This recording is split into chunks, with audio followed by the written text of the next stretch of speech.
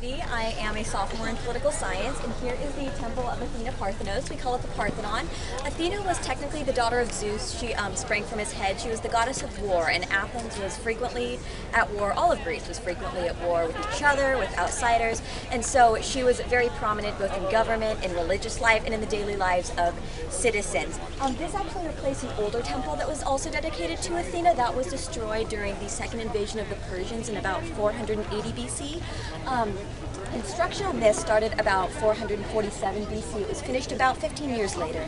This is the most important classical Greek architecture that we still have. It has been a variety of things. It's been churches, it's been a mosque, it's been pretty much everything. But the structure has not changed. It is very important for archaeologists, for historians, and just for us to look at because it's extremely beautiful.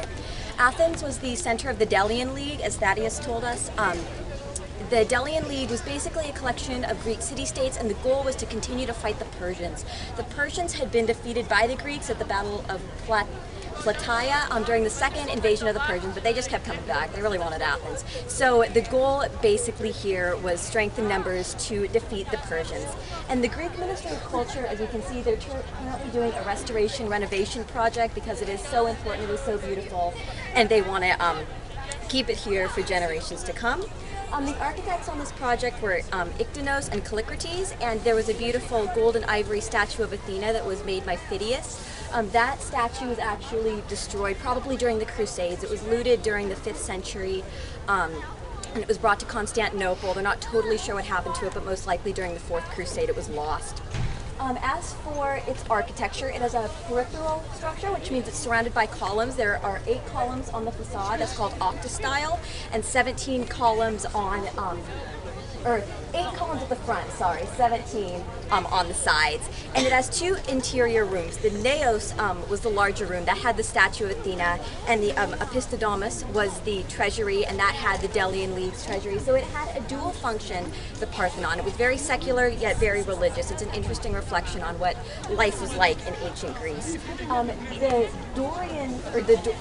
Doric order was implemented here. We were talking about Doric columns, but this is also an order of architecture. It has metopes and triglyphs and a pediment. The pediment used to be in a triangular structure. We saw it yesterday at Mycenae, but it's very different here, but still the same guiding principle of a triangular structure. The metopes have different battles. We can see those. Those are the sculptural parts of it. You can't really see them here. And the triglyphs are the 3 little columns, the mini columns that alternate along the facade.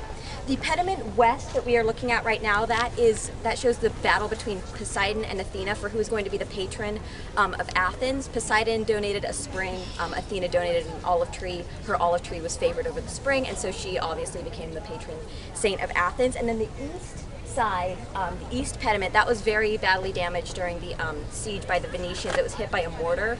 That happened in the 1600s, but that shows the birth of Athena, her springing from Zeus's head. And on the inside there is an Ionic frieze that runs along the upper edge. There's some debate among archaeologists and historians about what it means and what it shows, but it's most likely some sort of procession that took place here.